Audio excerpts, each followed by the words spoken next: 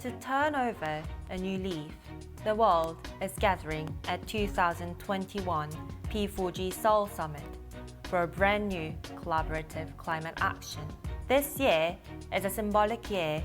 It's the first year that the world begins to take action to implement the Paris Agreement.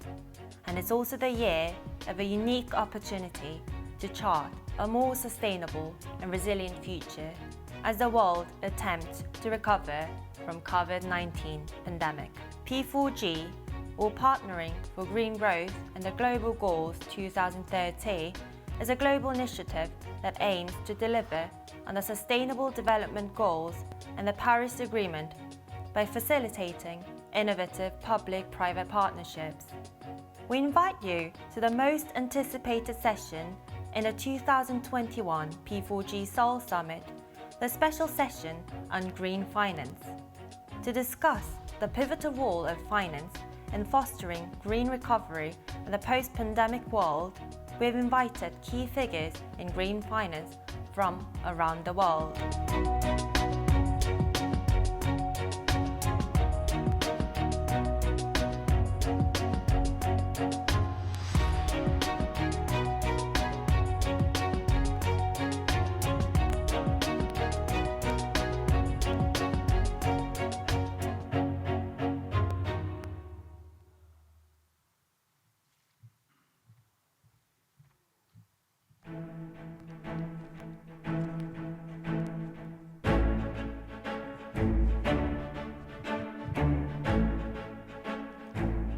Good morning, good afternoon, and good evening to wherever you are. Esteemed delegates, distinguished guests, ladies and gentlemen, a warm welcome to the 2021 P4G Seoul Summit, the Green Futures session on green finance. My name is Juyeon Mari Cho, and I have been given the honor of being your MC for this session. It is indeed an honor and a privilege to be able to host such a distinguished group of delegates. So thank you once again for your attendance. Hosted by the Financial Services Commission and organized by the Korea Development Bank, the 2021 P4G Seoul Summit, the Green Futures session on green finance, is being held under the theme of the role of finance, fostering green recovery in the post-COVID-19 era. And today, the Futures session will be bringing together international experts in various different sectors to discuss the importance of green finance and also to promote the willpower of Korea to implement and revitalize green finance at home and abroad. So today, throughout the session, we'll be having global leaders from all walks of life, from the government, from the international organizations, and the private sector, and they will be sharing the new trends in green finance, as well as discussing ways to chart a more sustainable and resilient way to recover from the economic damages done by the COVID-19 pandemic. As you may know, we are broadcasting live on the 2021 P4G Seoul Summit YouTube channel. We also have a couple of our delegates here at our site, and of course, joining us online through Zoom. Well, without further ado, ladies and gentlemen, allow me to introduce the host of the evening. Chairman Eun Sung-soo of the Financial Services Commission will deliver his opening remarks. Ladies and gentlemen, please welcome him with a big round of applause.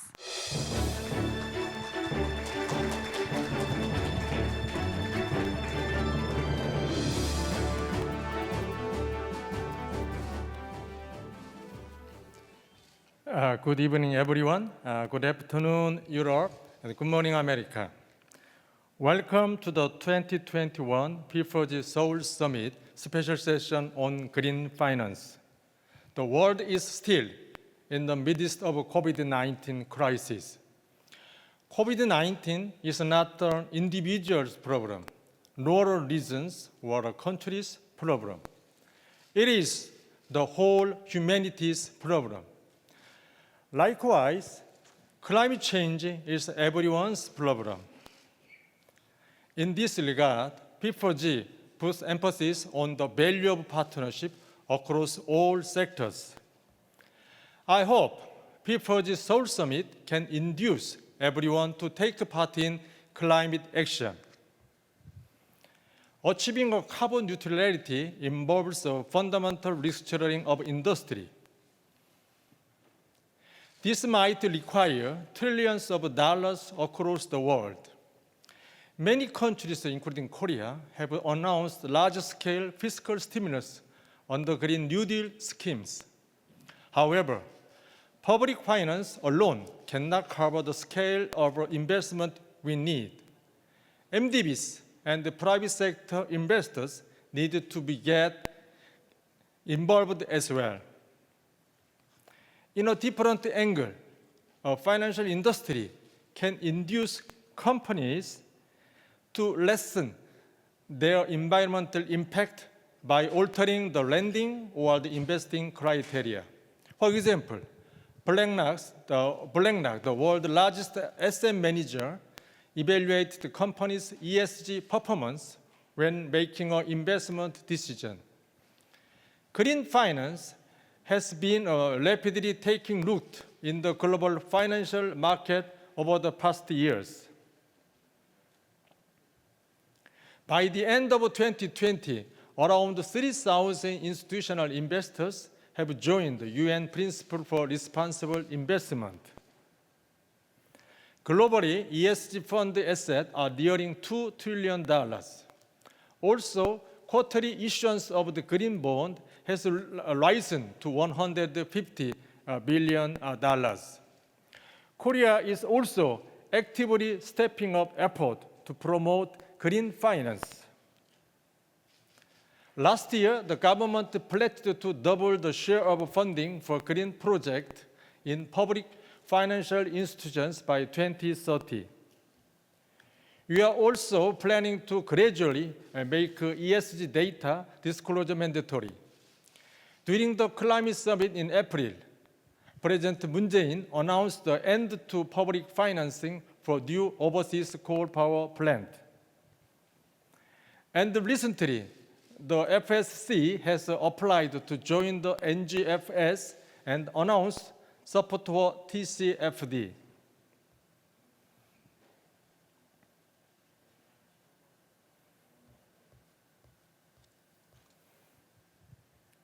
I'm sorry, I lost my script. Okay. However, there is still a long way to go. There are many obstacles hampering the progress of green finance. Among them, I would like to focus on 3 gaps today. The first is the funding gap. There needs to be continuous large-scale investment into green technology and companies. We need private capital and MDB financing. I believe the recent rise of interest in blended finance, which combines private and public finance, is grounded in concern about such a funding gap. In today's session, Mr. Berge Brande, the President of the World Economic Forum, Mr. Makta Diop, the Managing Director of IFC, Mr. Bernard Hoyer, the President of EIB, Mr. Lee Dong-geol, Chairman of the Korea Development Bank, and Mr. Kim Yong-jin, the Chairman of National Pension Service of Korea, will share their profound insight on this issue. Second is the data gap. We need to prevent greenwashing, and we need to ensure the efficient allocation of the green funding. To this end, we need accurate data on individual firms' environmental impact.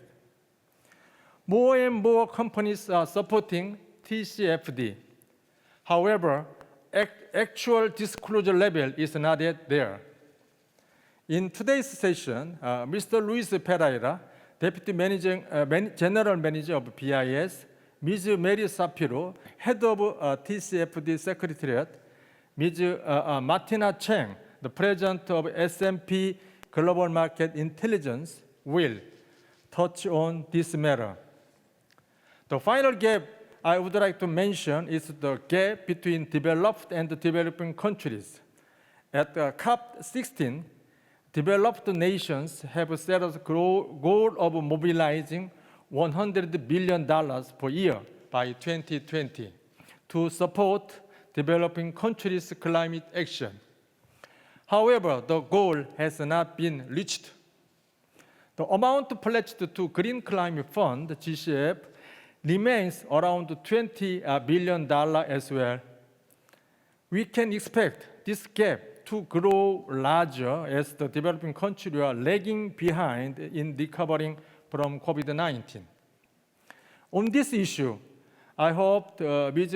Patricia Espinosa, Executive Secretary of UNFCCC, Mr. Frank Lisberman, Director General of GGGI, Mr. Yannick Glemarek, Executive Director of GCF, will provide us with meaningful insight. Let me conclude. Even if a nation successfully put an end to COVID-19, the pandemic will not be over until it is over everywhere. The same goes for climate change. Even if some countries achieve carbon neutrality, the climate crisis will not be solved if other countries keep emitting carbon. In short, global cooperation is crucial to fight the climate crisis. Korea has been sharing with the world its equipment and knowledge in preventing and controlling the pandemic. Likewise, we will continue to collaborate closely with the international community to promote green finance. Furthermore, we will actively support developing nations through partnership with international organizations like GCF and GGGI. I invite Ms. Han Jung-hye, the Minister of Environment of Korea, to share her valuable opinions regarding inclusive green transition in her closing remark. I appreciate all of the keynote speakers and the panel discussants for joining and give insight today. I hope today's session will act as a stepping stone for further global cooperation in the finance sector to achieve carbon neutrality. Thank you very much.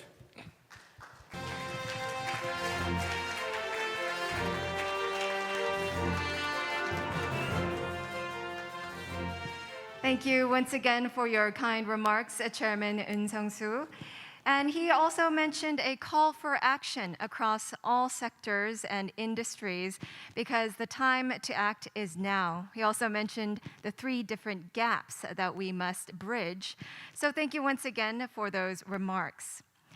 As was mentioned previously, this Green Future session brings together global experts, renowned experts from various walks of society, the government, international organizations, and the private sector. And we will pool in their wisdom talking about green finance as well as ways for the role of finance in seeking green recovery for the post-COVID-19 era. With that in mind, I would like to introduce some of our keynote speakers. We have 3 keynote speakers for today, and I would like to introduce our first one, which will be Executive Secretary Ms. Patricia Espinosa of the United Nations Framework Convention on Climate Change, otherwise known as UNFCCC. Ladies and gentlemen, please welcome her on the screen with a big round of applause. Thank you for the opportunity to join you for this important discussion. The topic of climate finance couldn't be timelier. I will frame my remarks today not just through the lens of UN climate change, but more specifically within the context of COP26, which, as you know, is fast approaching and must be a success. To put it simply, finance is the common denominator for almost every issue, not only on our COP26 agenda, but overall international efforts to address climate change, especially as we build a green and sustainable recovery from COVID-19. However, we will not achieve these goals unless current financial commitments are met and new, more ambitious commitments are made, commitments equal to the climate emergency facing us. Finance is the basis of progress. It is a pillar of the Paris Agreement, and it is the foundation of trust in this multilateral process. We have seen some progress over the past few years. While we are yet significantly far from where we should be, global climate finance flows are increasing. Investment in renewables is on the rise. In this regard, let me congratulate the government of Korea for its recent announcement of public-private financing $32 billion to build the world's largest floating offshore wind farm. With cleaner power for millions, with a reduction of over 9 million tons of greenhouse gas emissions annually, and with hundreds of thousands of new jobs created, this is clearly a win-win for both the economy and the environment. On a broader front, 27 nations recently pledged to replenish the Green Climate Fund over the next 4 years. The fund, of course, is headquartered in Songdo. Despite such welcome developments, they are far from enough. The track record of developed nations honoring prior financial climate commitments to developing nations, to be candid, has been less than stellar. It was just over 5 years ago, in Paris, that the international community reaffirmed its political will to ensure that all nations have access to adequate financial resources to support their efforts against climate change. Acknowledging this responsibility, developed nations made a pledge to mobilize $100 billion annually for developing countries to support their action on mitigation and adaptation, a goal that was to be achieved by 2020. This promise, which has not yet been fulfilled, actually extends back to when I was involved in the Cancun agreements in 2010. In fact, it was one of the main elements ensuring the Paris Agreement would later be adopted. In the meantime, we hear promises about climate neutrality, about net zero, about 2050, and yet nations still haven't even kept the promises they made more than a decade ago. We cannot confidently make new pledges if past ones have not been met. We cannot break that promise made over a decade ago. It's a matter of trust. It's a matter of integrity. And we must continue to raise our ambition when it comes to financing for adaptation in developing countries, whose costs are in the range of 70 billion annually. These figures are likely to reach 140 billion or eventually up to 300 billion annually in 2030, and then range between 280 and 500 billion in 2050. In his remarks to the Climate Adaptation Summit last January, Secretary General Guterres pointed out that donor countries and multilateral stakeholders need to significantly increase the amount and predictability of their pledges. It's why he has called for 50% of the total share of climate finance provided by all developed countries and multilateral development banks to be allocated to adaptation and resilience. As the Secretary General has pointed out, adaptation cannot be the neglected half of the climate equation. And that's why the UN urges all donors and multilateral development banks to commit to this goal by COP26 and deliver on it at least by 2024. Clearly, We still have a long way to go on these and other matters.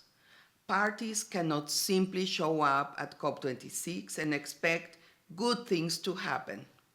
As a next step, I urge you to communicate to your respective governments and COP delegates and negotiators to do the preparatory work necessary at the virtual subsidiary body discussions taking place the first 3 weeks of June. Collectively, we must meet the adaptation commitment suggested by the Secretary General, overcome existing differences, and work towards ultimately achieving a fair and balanced agreement in November in Glasgow. Incidentally, because adaptation and resilience are tied to other important and unresolved negotiation issues, advancement here could trigger progress overall.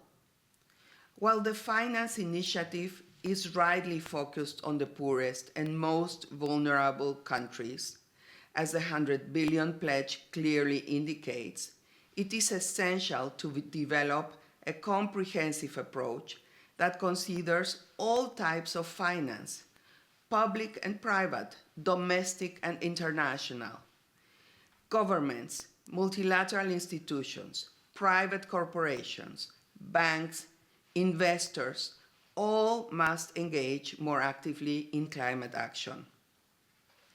And civil society as a whole must demand of their governments that climate change become a central element of their financial policies and practices. This extends to the need to promote integration of climate change considerations in fiscal and financial decisions overall. Specifically, how to make finance flows consistent with a pathway towards low greenhouse gas emissions and climate resilient development. For our part, we have worked hard to engage more closely with the private sector, seeking to enhance their contribution to the global efforts for a sustainable future. For example, we are helping drive the Race to Zero global campaign, which mobilizes a coalition of leading net zero initiatives. To date, 708 cities, 23 regions, 2,162 businesses, 127 of the biggest investors, and 571 higher education institutions have signed on. Yet, much work remains if we are to succeed at COP26. Parties must fulfill pre-2020 commitments, especially with respect to submission of stronger NDCs and previous financial commitments. They must also wrap up outstanding negotiations and implement the Paris Agreement. We've been 5 years negotiating. Unleashing its full potential will not only address climate change, but help the world build forward from COVID-19. Overall, we must raise ambition on all fronts, in mitigation, adaptation, and finance. Never has global expectation and political commitment been so far apart. Current efforts are very far from putting nations on a pathway that will limit global temperatures to 1.5 degrees by the end of the century. Closing the gap between expectation and delivery will send a signal that climate change remains a priority on the international agenda. And finally, we must increase our efforts to bring state and non-state voices together to continue building climate ambition. All have a crucial role to play in the transformation that the world needs. Dear colleagues, there is no doubt that moving away from over 2 centuries of sustained economic activity, largely based on fossil fuels, will require an extraordinary effort and a change in mindset. Philosophically and in practice, We simply must move away from the long-standing approach to progress that overlooks or disregards the climate consequences of investments. There is no other option. The sobering reality is that 2021 may well be a make or break year to tackle the climate emergency. It is a year of great possibility and hope, but we don't have a moment to lose. Action now can get us back on track and secure the well-being of people and our planet. Despite the ticking of the climate clock, I remain optimistic that our climate goals are attainable. I know I can count on your support. Let us work together to build forward, build a better future, a green future, a clean future, and a future that is healthy, safe, resilient, sustainable, and prosperous for all people. Thank you. Thank you very much, Ms. Espinosa, for the great speech. She also mentioned that COP26 is just around the corner, and so all of the parties must muster all of their policies as well as efforts. And I believe that finance has a crucial role to play. As she mentioned, finance is an overarching denominator among all of the efforts. So today, I believe in the sessions, we'll be able to find solutions. And moving on to our next keynote speaker, we also have President Børge Brende of the World Economic Forum, who has delivered his remarks. Please welcome him on the screen. Dear Minister Han, Chairman Aung San Suu, Chairman Lee Dong-go, distinguished participants, colleagues, and friends.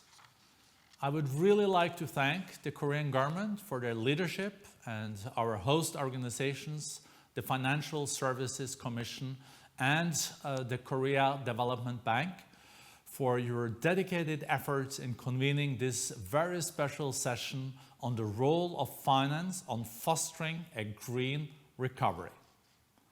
It's really an honor to be with you at such an important dialogue. This year's P4G Summit is taking place at a truly critical moment. We just experienced what was, along with 2016, the warmest year on record for our planet. Global average temperatures are now approximately 1.2 degrees centigrade above pre-industrial levels, and comfortably close to the 1.5 degree cap government's pledge to limit temperatures to under the Paris Climate Agreement. While emissions declined by 7% last year, according to the International Energy Agency, this reduction is likely to be a one-time dip. In other words, although our economies may have slowed over the past year, climate change, unfortunately, has not. A warmer planet, what once seemed a risk on the horizon, is now a reality. And this reality was made clear last year by record heat waves in the Middle East, stronger tropical storms in the Americas, and unusually heavy rainfall across Asia. All these devastating crises have cost communities countless lives and livelihoods. And it may be just the beginning if we don't change course.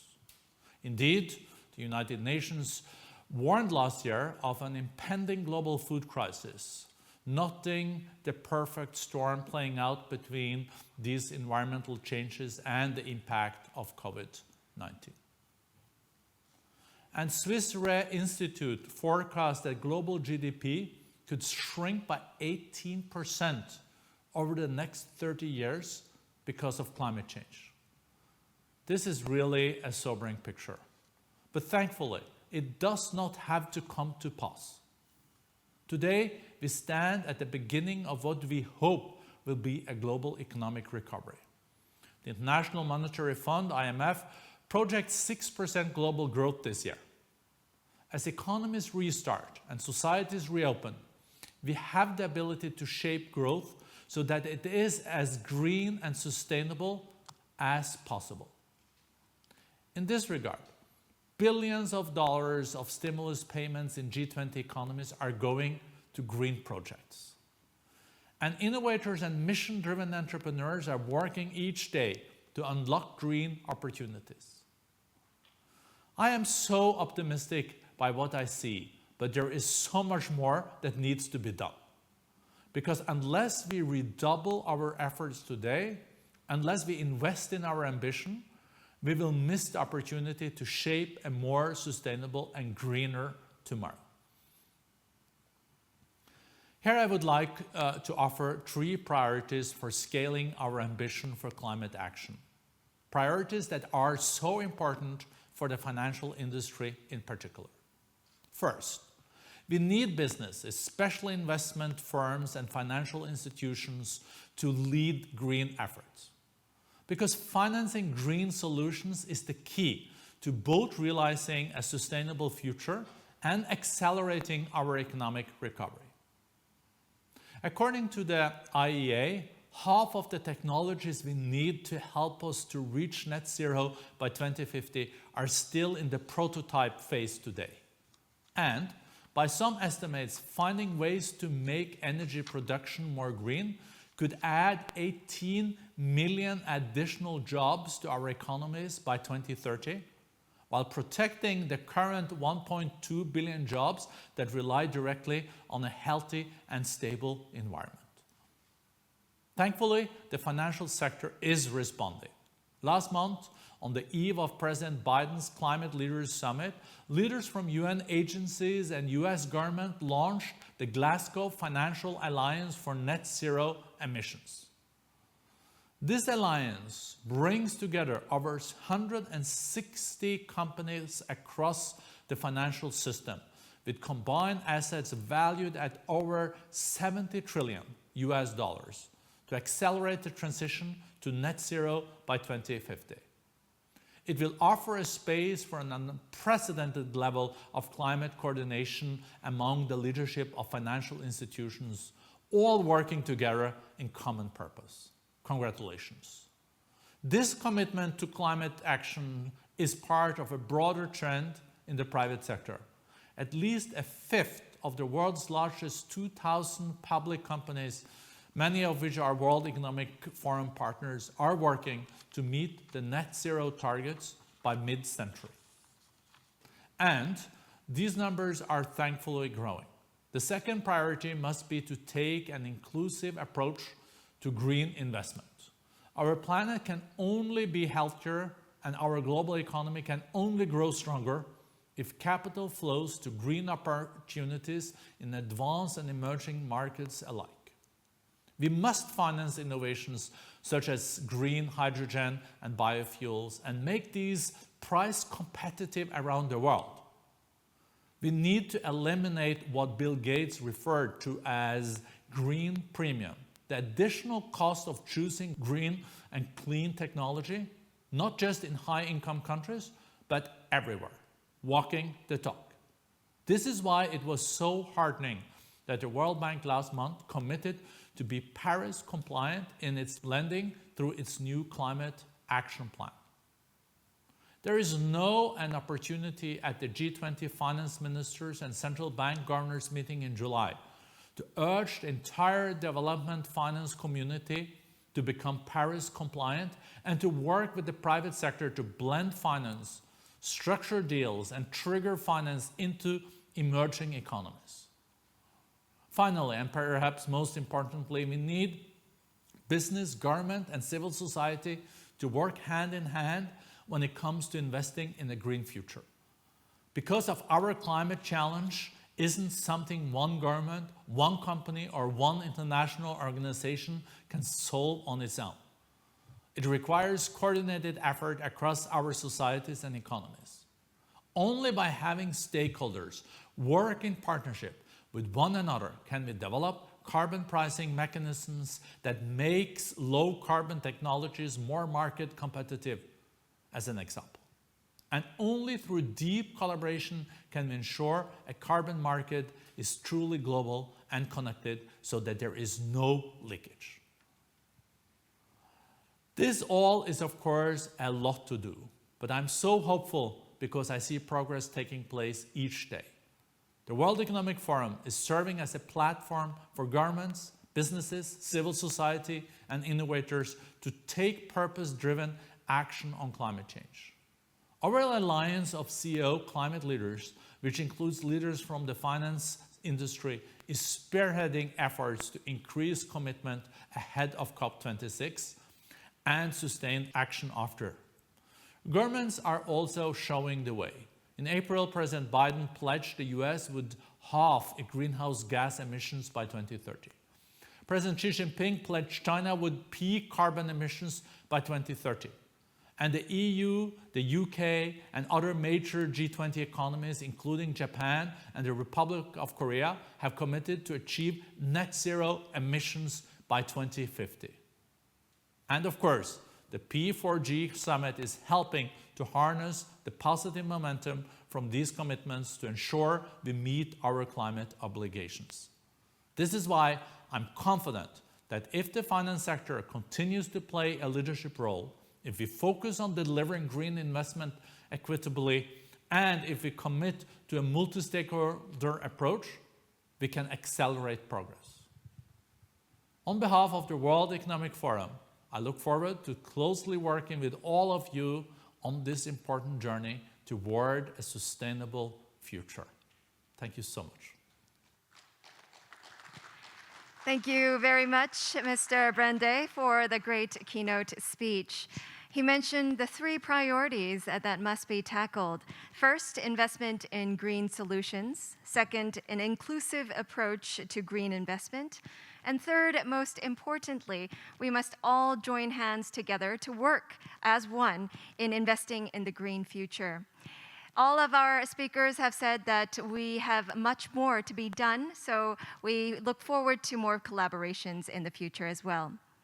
And now, last but not least, we have another keynote speaker, Mr. Makhtar Diop, of the Managing Director of the International Financial Corporation. Please welcome him with a big round of applause on the screen. Allow me to begin by thanking our host for inviting me to speak at this important event and congratulate the government and people of Korea for their Green New Deal. Each of you know too well the climate challenges we face and the consequences of inaction or insufficient action. Climate change is an existential threat to our infrastructure, our economies, our communities. Severe weather events, food and water scarcity, and declining wildlife are all symptoms of the same problem. But lower-income countries, which generally emit the least, suffer disproportionately as it's the poorest, the most vulnerable, who bear the brunt of climate change, a trend that will only worsen in the years to come. But as we look towards a recovery from COVID-19, we have a unique opportunity to make climate investment that will not only unlock short-term gains like jobs and economic growth, but also deliver long-term benefits, including decarbonization and resilience. We must take advantage of this opportunity. The World Bank Group has long invested in climate solutions, even increasing financing to record levels under the height of the pandemic. We have also created standards and raised the bar through climate financing and grid certification. But there is still more we can and must do. The World Bank has committed to making certain that 35% of financing will have climate co-benefit, on average, over the next 5 years. And IFC is incorporating our commitment to low carbon development into every aspect of our business. It ensures, therefore, that everything we finance consider climate smart solutions. I know that we are not alone. We are not alone in our desire to do more.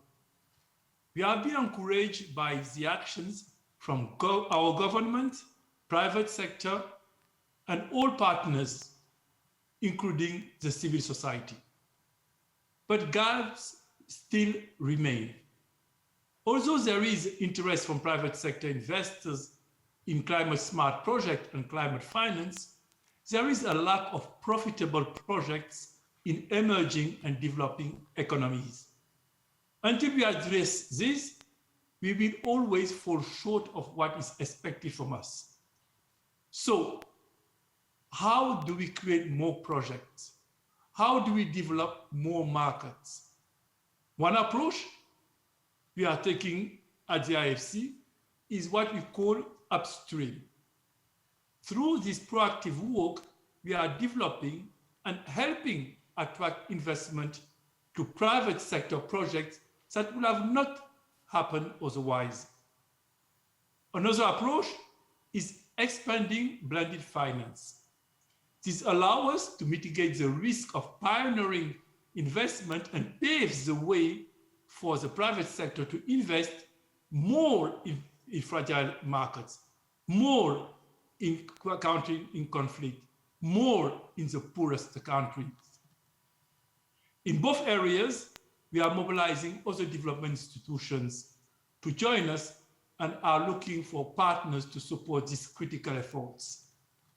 Because when we work together, the results speak for themselves. Consider one example from Belgrade in Serbia. We are converting a landfill where 10 million tons of waste have accumulated over 4 decades. And in 3 years, with the help of Austria, Canada, Switzerland, and the Rockefeller Foundation, the existing mountains of trash will become green space, and gas produced by the trash will be collected to generate electricity. Let's consider what's happening in Egypt, a country that relied on fossil fuel to power its towns and villages. IFC and other lenders mobilized private investment worth $2 billion to finance the Ben Bam solar park for a total of 2 gigawatts. This is impact. This is real change, and that's only 2 projects. Now, just imagine what we could achieve by combining all our expertise, resources, innovation, and leveraging it to mitigate the negative impacts of climate change. Even before the crisis, we knew that our sustainable development goals could not be achieved without scaling up private investment. Partnership between the public and private sector are key to unlocking a clean energy future.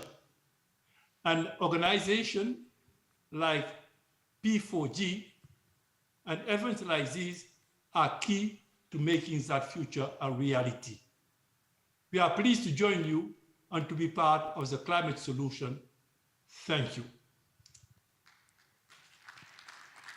Thank you very much, Mr. Diop, for your kind words.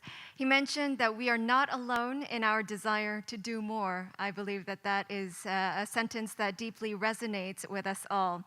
And he also mentioned that when we work together, the results show for themselves, and also called for action to pool our expertise, to gather our resources, and to combine our innovation in order to tackle the climate change issues. Thank you very much once again for the keynote speeches. All of your insights and your comments show that we are making progress, albeit a little bit slowly, but we are making progress every day. And now moving on to our panel discussion for the next agenda item, I believe that our experts will be able to pool in their knowledge to discuss better ways and even more innovative solutions to tackle climate change. Under the overarching theme of the role of finance and fostering green recovery in the post-COVID-19 era, we have had the keynote sessions, and now we move on to the panel discussions. We have 6 different panelists who will be discussing 3 main subtopics. I'd like to introduce the subtopics for you. First is the climate-related financial disclosures and global marketplace for green investment. The second topic will be the role of public financial institutions for green finance. And third, the case for global cooperation on climate finance. So we will have a group of panelists from international organizations, from the government, as well as the private sector, discuss in more detail on these 3 issues. As I mentioned, we will be deep diving into a couple of these issues, so please stay with us and we'll have a heated panel discussion. Our panel discussion will be led by Mr. Frank Riesberman, the Director General of the Global Green Growth Institute. And also, we have 6 panelists from the government, international organizations, and the private sector. Allow me to introduce our distinguished guests. We also are joined by Mr. Yannick Glemarek, the Executive Director of the Green Climate Fund. We're also joined by Mr. Werner Hoyer, the President of the European Investment Bank. Also, Mr. Lee Dong-gol, Chairman of the Korea Development Bank at the Republic of Korea. Ms. Mary Shapiro, Head of the Task Force on Climate-Related Financial Disclosures Secretariat. Ms. Martina Cheng, President of S&P Global Market Intelligence and Head of the S&P Global Sustainable One. We're also joined by Mr. Kim Yong-jin, Chairman and CEO of the National Pension Service of the Republic of Korea. I'd also like to inform our distinguished panels that we provide a Korean and English simultaneous interpretation. Please use the receivers as well as the microphones placed on your tables. And with that, I'd like to hand over the floor to Mr. Dr. Riesberman of the GGGI. So, Doctor, the floor is yours. Thank you, Mr. Han. Ladies and gentlemen, welcome to the panel discussion on green finance. My name, as said, is Frank Rijsberman. I'm the Director General at the Global Green Growth Institute, and GGI is committed to accelerating the green growth transition in developing and emerging economies, including mobilizing green and climate finance. So it's my great pleasure to moderate this panel discussion this evening. Tonight, we shine the spotlight on green finance. Of course, as we've heard already from a number of speakers, it's imperative that the world cooperate to achieve the goals of the Paris Agreement and limit global warming to 1.5 degrees. I'm very pleased that South Korea pledged to achieve carbon neutrality by 2050 last October. And I learned actually that the new Carbon Neutrality Commission met for the first time today in this same building. Of course, the critical question is, in those discussions, who will pay? Where is the money going to come from? And we are convinced that this can only happen if all parties in the financial sector, including private companies, asset managers, banks such as the Korean National Development Bank, insurance companies, institutional investors, including pension funds, asset managers, policymakers, regulators, all of them must come together to achieve those goals. Because we do need a total and rapid transformation of the energy sector. We need to ramp up renewables, we need to ramp down coal. In addition, we'll need to rethink transportation, massively introducing electricity and hopefully green hydrogen as well. The building and construction sectors need to step up energy efficiency and rethink cooling and warming, heating. We'll need all of that to enable a reduction of 45 to 50% of greenhouse gas emissions by 2030 that is in line with net zero 2050. So that is indeed a tall order for all stakeholders, not least the finance sector. And tonight we are privileged to have a set of eminent panelists from around the world in the field of green finance. First, I'd like to introduce Yannick Blemarek, the Executive Director of the Green Climate Fund. He will first present an overview of the landscape of global green finance, particularly climate finance. And GCF launched an interesting report at another P4G session earlier this week with some very interesting recommendations. I'm looking forward to hear his presentation. Yannick, the floor is yours. Thank you very much, Frank. Excellencies, dear colleagues and friends, we have a small window of opportunity to prevent average global temperature rising by 2 degrees Celsius or more against pre-industrial level, and an even smaller window of opportunity to keep the rise to 1.5 degrees Celsius. Green investment is key to keeping these two windows of opportunities open. With $13 trillion of negative yielding debt in OECD countries and an estimated $26 trillion of climate-friendly investment in emerging markets, capital in search of higher yield should naturally flow from OECD countries to green investment in emerging markets. This is not happening. It's not happening because there are a number of policy, regulatory, technical, macroeconomic barriers to capital flows. These barriers translate into higher risk. This higher risk translate into higher financing costs. And this higher financing costs particularly affect the financial attractiveness of green investment because of the typically higher upfront capital requirement. Two approaches are being pursued in order to remove these barriers: market fixing and market shaping. Market fixing basically relies on price signal to shift finance toward climate-friendly investment. It calls on scaling up carbon pricing. It's called on fostering climate risk disclosure, and Mary will tell us more about it. It calls on developing green taxonomy. Market shaping intervenes at the level of sector policies. It includes measures directed both at the demand and supply side of green market transformation.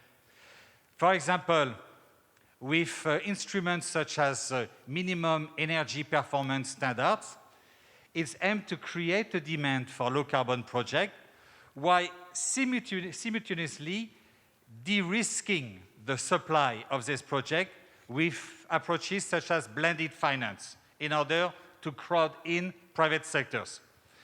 And all of you, you must have recognized a number of the terms we have heard tonight in the introductory speeches: carbon prices, carbon risk disclosure, blended finance, etc.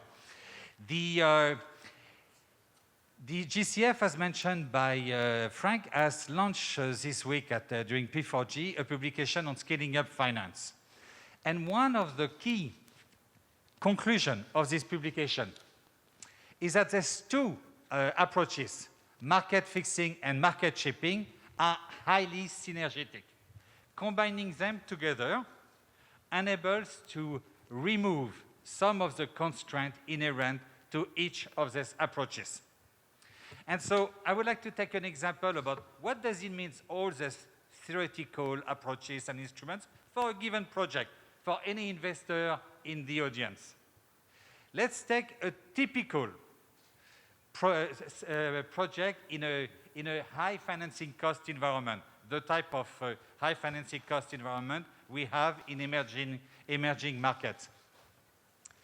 In such a high financing cost environment, the lower operation and maintenance cost of a green project will not be able to offset the higher upfront cost. And therefore, your typical carbon project in green, in red, will be more attractive than your green, low carbon green projects in green. Worse, if because the entrepreneurs is using novel technologies, novel approaches, if the project suffer cost overrun, the entrepreneur might lose the confidence of one's banker. And basically, the projects will be dropped and will never see the light of the day. That situation is not academic. That's something that is being faced every day by countless entrepreneurs in developing countries. Now, let's see the result of efforts to fix market fixing effort. Here, thanks to carbon taxes, we reduce the attractiveness of the carbon project, the red project. Thanks to climate risk disclosure, bankers can better price the investment and therefore will most likely lower the expected return, will provide a lower financing cost. So here, suddenly, it looks better. However, even if the green project here has a better cumulative cash flow, because you still have this risk of cost overrun at the beginning due to novel technologies, novel approaches, an entrepreneur might still hesitate to go forward. Now, let's use also market-shaping instruments, sector policies. Here, because we have been able to de-risk the investment in the given sector, such as, for example, through streamlining licensing processes, the cost of money, the interest rate will be even lower. And if we come with financial de-risking instruments, such as development fund, that make sure that if you have a cost overrun at the beginning, your project will not be dropped. Your banker will still have confidence in you because somebody is providing some additional support for development. There, suddenly, your green project is definitely the superior solution. And the two together means that your carbon taxes do not have to be very, very high. They do not have to be politically unsustainable because they are complemented by other instruments.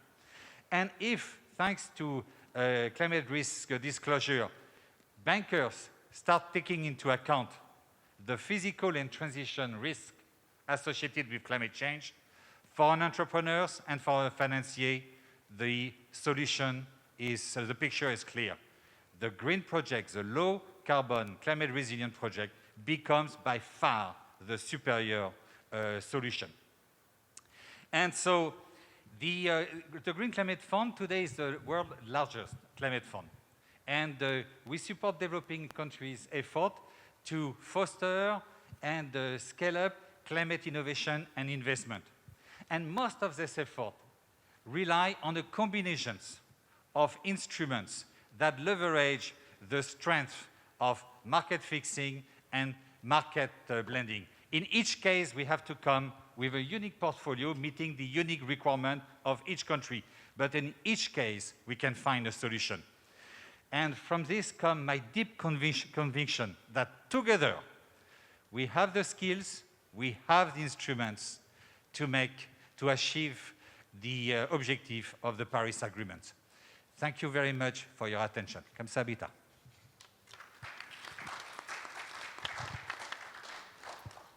Thank you, Yannick. It sounds like we all have to become familiar with market fixing and market shaping, or in other words, some combination of carbon taxes and sectoral policies to ensure that finance does flow to those green projects. So that set the stage. And now I'd like to pose an opening question, a scoping question to the 5 remaining panelists. And the question is this: why green finance while we are in the middle of a COVID-19 pandemic, when obviously everybody wants jobs, employment? First, we have Mr. Werner Hoyer to answer this question, the president of the European Investment Bank. Mr. Hoyer. Climate has now become the centerpiece of the political narrative everywhere. As we recover from a public health and economic crisis, we have to embrace a huge transformational process. We need to support new green technologies, new business models, and skills at scale. By investing today in climate action, we will ease the pressures we will face tomorrow. At the same time, we can also help societies recover from the dramatic fallout of the pandemic and create new jobs. Investment will be at the core of the green transition. Transformation is tough. It requires societies to quickly reallocate resources and account for stranded assets. Net zero will require enormous investments and financial resources. The institutional path for the climate transition is not entirely clear. We are still piecing it together. We must join forces to develop coherent regulatory frameworks that provide clarity to the private sector. In this context, the European Union taxonomy is an important step. This will foster green finance and increase private sector mobilization. Thank you, Mr. Hoyer. And I think you hit the nail on the head. Finance in the middle of the pandemic can flow to green projects because those green projects create more employment than the conventional fossil fuel-based alternatives. That's interesting. Actually, I think that's critical. So next we turn to Mr. Lee Dong-gul, the chairman of the Korean Development Bank. Mr. Lee, the floor. 예. Mr. Lee 감사합니다. Thank you, moderator. Hello, everyone. I am Dong-gul Lee, chairman of Korea Development Bank. 전문가들과 함께 Let me start by saying how delighted I am to join the P4G Summit on Green Finance together with world-renowned dignitaries and experts. I hope that P4G Seoul Summit slated for 2 days will be highly successful and produce fruitful results based on today's discussion. The COVID-19 pandemic has taught us about importance of the environment and reminded us the mighty power of environment and realized that there's no second Earth. Until now, environment and growth have been regarded as an incompatible values. Prioritizing the environment would inevitably slow down growth. So we neglected eco-friendliness in order to achieve economic growth. Global economic rules are now changing. The pandemic shines even more light on the quality of light and re-evaluated global climate and environmental threats. From the economic point of view, the value of going green is also increasing. In the future, economic growth without environment consideration could offset true sense of economic gains and sustainable growth. Ignoring environment will destroy the viability of the companies. In light of this, green finance, such as responding to climate change and providing financial support for the environment, is more important than ever before. It's not something that a handful of countries or business or financial institutions can tackle alone. I believe green finance is a task that all countries, companies, financial institutions around the world must solve together. Thank you. Thank you, Mr. Lee. I think you've set out the basic case why in the future growth must be green. Thank you. So next we turn to Ms. Mary Shapiro. She is the Vice Chair of Bloomberg Global Public Policy and Head of the Task Force on Climate-Related Financial Disclosures, TCFD. Please, Mary. Thank you, Frank, and thank you to the Financial Services Commission and the Korea Development Bank for having me here today. It's a pleasure to participate in this discussion. In looking at the devastation caused by the COVID-19 pandemic, one can't help but draw comparisons with the devastation caused by climate change. Global efforts to recover from the economic damage of the coronavirus pandemic have provided a unique financial opportunity to set a foundation for a more sustainable and resilient future. This opportunity is further enhanced by the fact that 70% of the global economy is now covered by net zero commitments. From the TCFD perspective, we're already seeing signs of a green recovery in further pickup and momentum around the TCFD recommendations. This makes the work of the TCFD more important than ever before, as better disclosure will lead to more informed and more efficient capital allocation decisions and help facilitate the transition to a more sustainable, lower carbon economy that can withstand crises beyond climate change. Indeed, I would say in layman's terms, if companies are forced to disclose the risk, they can no longer ignore the risk they're running by their non-green decisions. Excellent. So we now turn to Mr. Kim Jong-jin, Chairman and CEO of Korea's National Pension Service. Mr. Kim, the floor is yours. 예, 고맙습니다, 프랭크. Thank you very much. 오늘 P4G Frank. 정상회의 그 특별 세션에 It's a great pleasure to be invited to this green finance 우리 session for P4G Seoul Summit. 코로나가 이제 시작. Last year, with the outbreak of COVID-19, our real economy and financial market was greatly shocked, and these financial markets proved to be quite vulnerable to unexpected shock.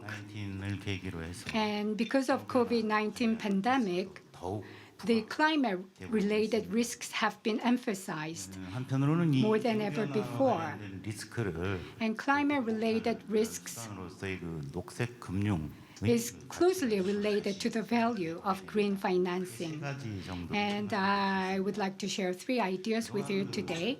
Up until now, 협약이라든지 그런 국제 when it comes to global climate convention and various declarations and pledged made by the global community 대응을 해서 have been exercised to fight the global climate crisis, but the progress has been slow.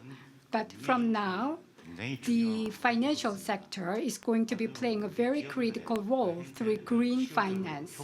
And 실질적으로 변화시킬 수 to bring about substantial changes, green financing could play a very important role. It could mediate the process for coming out with countermeasures against the climate change. In this regard, the investment for climate change should be seen not as a cost, but as a very meaningful investment. To corporations, it could be the way to enhance sustainable future value, and to institutions and investors, it could be a mid and long-term source of high yields and profits for their investment. 함께 어우러져서 When all these things come together, green finance will 이런 거 억지로 하는 게 아니라 not something that people are doing because they're forced to do, but it's something that they will mobilize 있는 것이 아닌가 생각. voluntarily. 우리 국민연금은 National Pension Services of Korea has financial sustainability and environment sustainability as one of the key management investment principles. National Pension Services of Korea will pay more attention to growing green finance so that we can continue to grow in post-COVID era. And I'm sure green finance will be playing an increasingly important role. Thank you. Mr. Kim, indeed, for pension services like yours, you don't want to be stuck with stranded assets. And as you indicated, it makes sense to invest in green investments if they are profitable investments in the future for your pensioners, isn't it? Excellent. Thank you. So finally, we turn to Ms. Martina Chung. She's president of Standard & Poor's Global Market Intelligence and head of Standard & Poor's Global Sustainable One. Ms. Chung, the floor is yours. Good morning, good afternoon, good evening. Thank you for the opportunity to participate, and congratulations to the Korean government and distinguished institutions organizing this event. Many assumed the pandemic would slow the focus on sustainability by years. However, we actually saw an acceleration of the sustainability agenda. Countries representing around 65% of global CO2 emissions and around 70% of the world's economy have committed to reaching net zero emissions or carbon neutrality through 2060. 2020 also brought on a series of extreme weather events that devastated communities and caused billions in damage through the past year.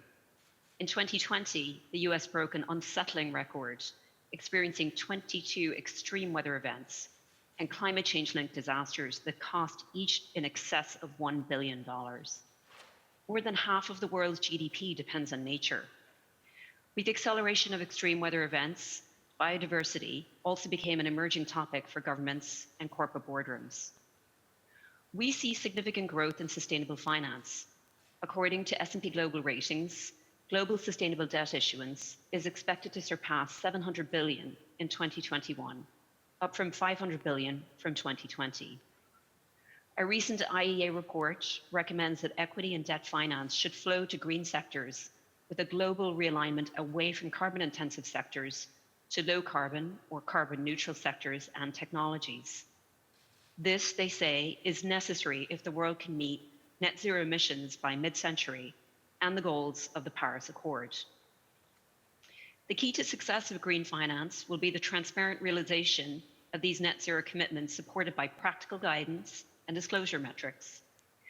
The world is in need of a green recovery, but the jury is still out on how effective spending has been. According to the UN, only 18% of recovery spending and 2.5% of total spending had positive green characteristics in 2020. Thank you, and I look forward to commenting this further during the panel discussion. Thank you, Ms. Chang. And indeed, as somebody said, during the pandemic, unfortunately, climate hasn't taken the year off, and we have had an increasing number of serious events. So thank you, panelists, for your answers. I think now that we have set the stage for the discussion, touched on a number of things already, let's move on to assessing how the global market for green investment is today. And to facilitate green investment, as I think a few speakers have already mentioned, accurate measurement and transparent disclosure of a firm's environmental impact would be critical. Furthermore, institutional investors' leadership can shape the global market for green investment. And for this topic, we'll hear from three panelists, Ms. Shapiro, Ms. Chang, and Mr. Kim. First, Mary Shapiro.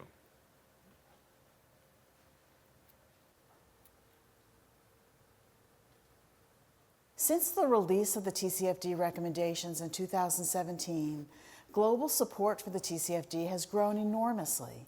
For those who aren't as familiar with the work of the TCFD, our goal is to help companies and organizations disclose decision-useful, climate-related financial information clearly and consistently through existing financial reporting. Support for the TCFD recommendations has been driven by four main factors: investor demand, green recovery from the COVID-19 pandemic, regulatory developments, and good business practices. Globally, more than 2,000 organizations with a combined market cap of nearly $23 trillion have endorsed the recommendations, including nearly 1,000 financial firms responsible for assets of over $180 trillion. These financial firms include some of the largest asset managers and asset owners in the world. Support for the TCFD also includes dozens of central banks and more than 110 supervisors, regulators, and public sector entities around the world. The Network for Greening the Financial System, or NGFS, which counts the Bank of Korea as a member, and to which Korea's Financial Services Commission and Financial Supervisory Service have recently announced their intention to join, has encouraged all companies issuing public debt or equity to disclose in line with the TCFD recommendations. 11 national governments support the TCFD, and 4 jurisdictions, Hong Kong, New Zealand, Switzerland, and the United Kingdom, are making it mandatory. In Korea specifically, I'm pleased to share that we have recently had a surge in support, going from just 9 supporters in April of 2020 to more than 40 supporters, representing a market cap of more than $58 billion today. And just recently, Korea's financial authorities, including the Financial Services Commission and the Financial Supervisory Service, announced their support for the TCFD recommendations, joining the Ministry of Environment and the Korea Exchange. Additionally, a majority of policy financing institutes, including the Korea Development Bank, also recently declared support. And at the Korea National Assembly and Korea Sustainable Investing Forum, 112 financial institutions, including banks, asset owners, asset managers, insurers, and others, declared their commitment to climate change initiatives like the TCFD. With the launch of the Korean Green New Deal plan and the government's pledge to be net zero by 2050, I'm sure support for the TCFD will only continue to increase. As Korea and the rest of the world transition to a net zero emission economy, there is no company that won't be profoundly impacted by this transition. The TCFD is an important tool to help hold companies accountable for and track progress against these commitments. Thank you, Mary. It's clear that there is considerable momentum in Korea and elsewhere to disclose risk, and that will lead to more green finance flow. So my second question to you is the following. What do you think is the importance of global reporting standardization efforts currently underway, and how can the TCFD be incorporated into them? From the beginning, the TCFD framework was always meant to be a foundation upon which standards would be built to ensure consistency and comparability in disclosure and avoid the fragmentation that could yield less decision-useful information. Given how quickly momentum around the TCFD recommendations is moving, the support for the TCFD has shifted from purely voluntary to increasingly compulsory. As I mentioned before, governments, regulators, and standard setters like the IFRS, IOSCO, and others are embracing our work. To that end, we're at an important inflection point in terms of the inevitability of mandatory reporting across jurisdictions around the world. And the global support for the TCFD proves that the framework can be easily adapted to different jurisdictions to meet local reporting requirements. I'd like to share some recent examples of how the TCFD is contributing to the convergence and harmonization of international reporting standards. First, the proposals from the IFRS Foundation to create a new International Sustainability Standards Board, or ISSB, build upon the, quote, well-established work of the TCFD. The ISSB will also expand upon the work of the Alliance, comprised of CDSB, IIRC, SASB, CDP, and GRI, whose climate reporting prototype is based on TCFD's 4 pillars. We're proud to be a part of this effort, which was welcomed by IOSCO, the G20, and the Financial Stability Board, among others. Further to these efforts, last month we were pleased to see that the European Commission published its proposed Corporate Sustainability Reporting Directive, which will improve the flow of corporate sustainability information and build upon the TCFD's work. And in the US, Secretary Yellen noted the value of the TCFD framework for future standards on climate disclosures. In Korea specifically, the ESG reporting guidance that was published in January of this year by the Financial Services Commission recommended companies consider TCFD for their sustainability reporting. Further, the Korean Green Taxonomy will be announced later this year, providing additional clarity to ESG reporting in the country. Understanding that specific standards are unlikely to be identical everywhere, our hope is that the TCFD will continue to be referenced as an important foundation for global standard setting. These are just a few of the major milestones for the TCFD in the recent months, but they speak to how TCFD is the common thread for ensuring alignment between the many global efforts to standardize climate-related disclosure. Thank you, Mary. Interesting to see how there is such a rapid momentum from voluntary to mandatory standards. And indeed, last year we saw the EU's green taxonomy published, and it would be good to see Korea's green taxonomy likewise. So now we turn back to Ms. Chung, again, of Standard & Poor. Ms. Chung, for finance to flow to green sectors, it will be important to then also accurately measure and appraise an individual's firm's impact on the environment and align it with net zero.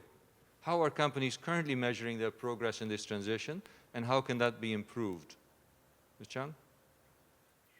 Thank you. Well, across the board, we're seeing great momentum in sustainability disclosure. Mandatory ESG reporting requirements increased to 600 globally by the end of 2020, up from 383 in 2016 when the UN Sustainable Development Goals, or SDGs, were adopted.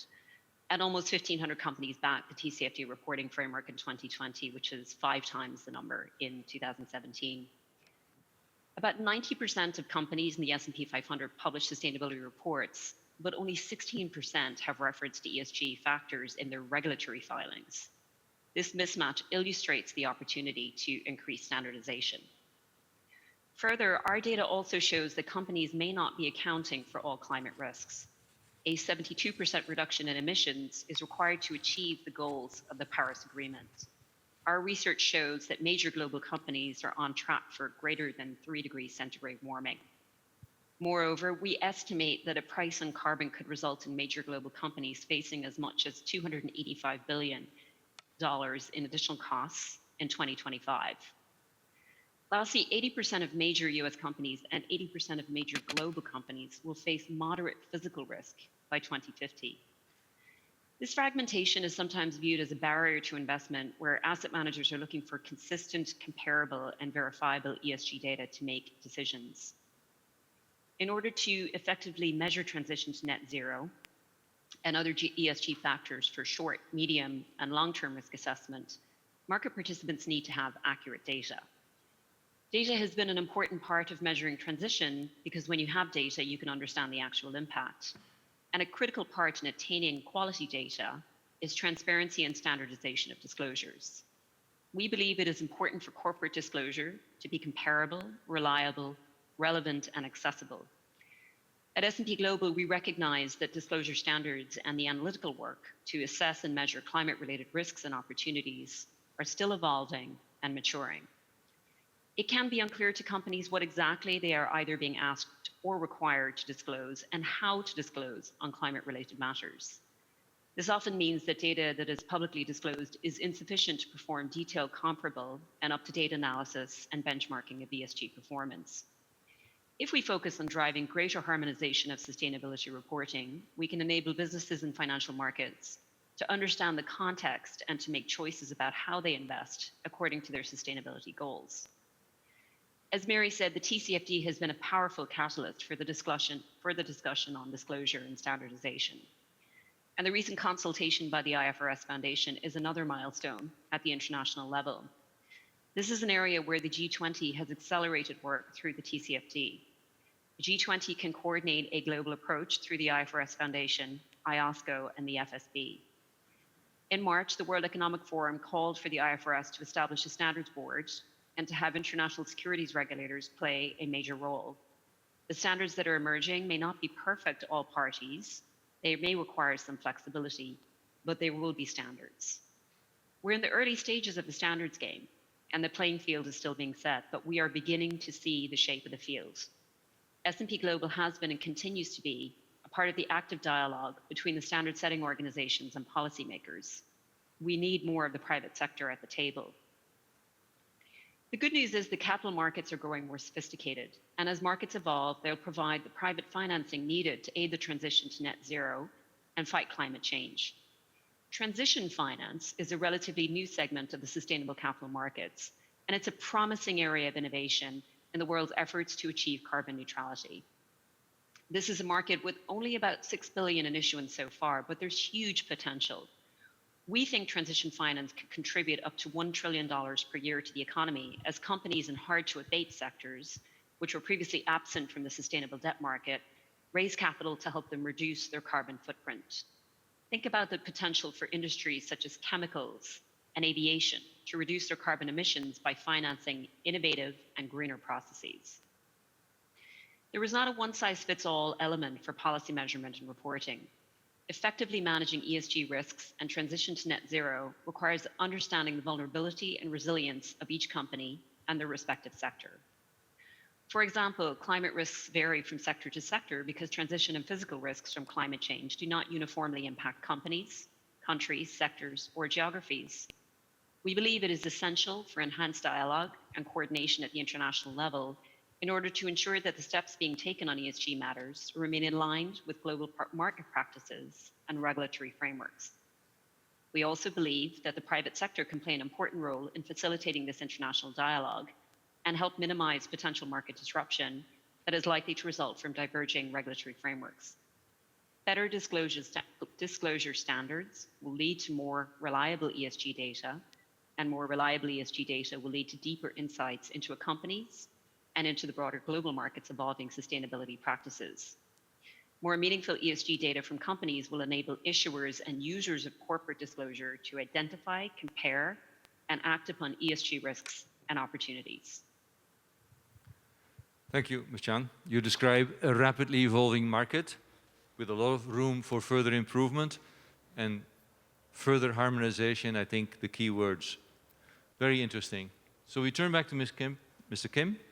Well, Mr. Kim, as an institutional investor, you have a lot of experience in this area, of course. And the first question for you is, what role should institutional investors play in accelerating green investment? 현재까지 보면은 Up until now, 우리 환경 관련 평가 문제 when it comes to environment-related information disclosure, the government and the international community have made various efforts. 최근에 이제 환경 분류 Recently, green taxonomy is being standardized, and the companies are now required to disclose environment-related information as a mandatory requirement. And ESG-related disclosure is increasingly becoming mandatory until 2030. 국민연금은 투자 National Pension Services is an institutional investor. 국민연금 지난 2015년부터 Since 2015, National Pension Services has developed its own ESG evaluation mechanism, and since last year, we have reflected the result of ESG assessment in our investment decisions. And the National Pension Services environment-related evaluation system is going to be, since NPS is the biggest institutional investor in Korea, is going to set the standard for the entire financial community in Korea. National Pension Services has accumulated a lot of experience and expertise and capacity, and they will be reflected in our business, and it will be shared with the financial ecosystem in a way that it further triggers innovation to serve as a platform for further growth and evolution of the ecosystem. Of course, there's a long way for us to go, especially when it comes to environment assessment. All the institutional investors feel the difficulties because there has been a lack of information about ESG, and uncertainties or inaccuracy of the information was also a bottleneck, and sharing the information with the market participants created also a number of challenges. In Korea, the Ministry of Environment and the Environment Information Research Institute under the ministry is developing and standardizing various environment-related data and information. So by cooperating with the related institutions, we are going to make our evaluation system more sophisticated and standardize the information requirement in Korea so that ESG information and related assessment in Korea will be able to grow further in Korea. Thank you very much. Thank you, Mr. Kim. And you told me, indeed, there was not very much information about ESG available, and you had to make yourself an expert last year. In fact, you then decided to write a book about it, which has just come out. So congratulations. If you want to know more about ESG from NPS, you can read his book. But we do also have a bit more specific question for NPS on how you are contributing to building the green markets infrastructure. And of course, in Korea, we're all curious to know how NPS can contribute to carbon neutrality in Korea. Can you give us some specific examples, please? Thank you for your introducing my book. Thank you. You're welcome. But I did also have a question for you. And the question was, how will NPS contribute to green markets in general, but to, of course, carbon neutrality in Korea specifically?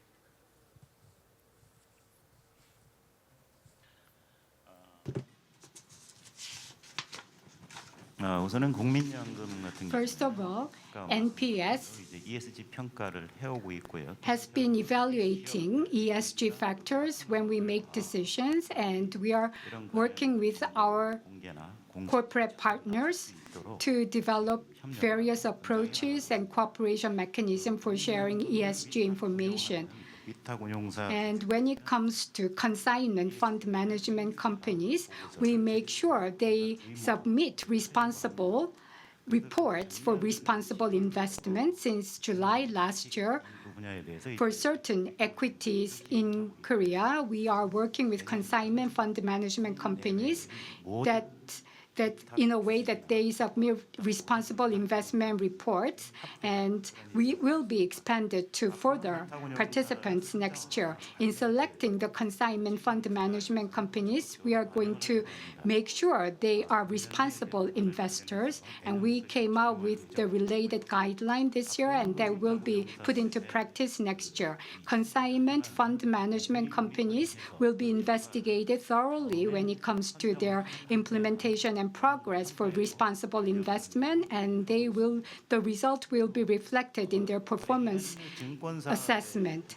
And security companies will also play a very important role. Security companies, they will be required to come out with corporate analysis report that reflects and includes ESG evaluation, and the performance of security companies for ESG will be reflected in their performance evaluation. ESG evaluation and Korea's ecosystem for ESG will be further promoted through NPS efforts. The critical part here is we should have the institutional infrastructure, but also active shareholder participation is really important. Up until now, NPS has been promoting shareholder activities based on governance structure, but further in the future, we are going to expand shareholder activities to environment and social activities. Thank you very much. That's excellent. So as you, as the largest institutional investor, will take ESG factors into account and be an active shareholder, that should have a big impact on the market. In fact, I know that other banks like Mr. Hoyer's EIB in Europe, they have specific targets for how much they will invest in green. And EIB has a target to put, I think, as much as 50% of their investments into climate-related investment. Is NPS going to have a target on its green share as well?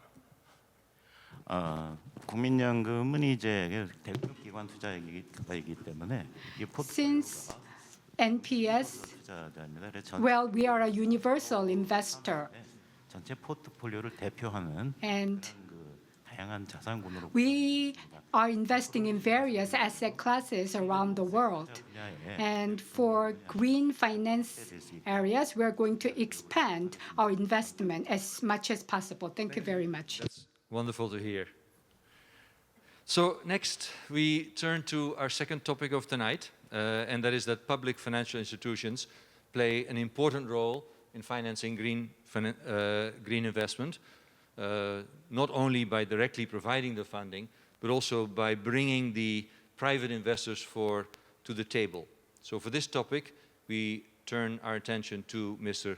Hoyer of EIB that I just mentioned, and to also Mr. Lee of KDB. First, Mr. Hoyer, the EIB announced its alignment with the Paris Agreement last year. Could you explain what that means and what the EIB is doing to promote green finance? Please, Mr. Hoyer. As the EU Climate Bank, the European Investment Bank, we have aligned all our financing with the Paris Agreement, phasing out support for unabated fossil fuels.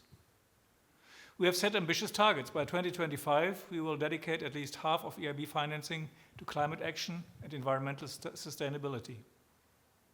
By 2030, the EIB Group will support 1 trillion euros of investment in climate action and environmental sustainability. We know a thing or two about climate financing.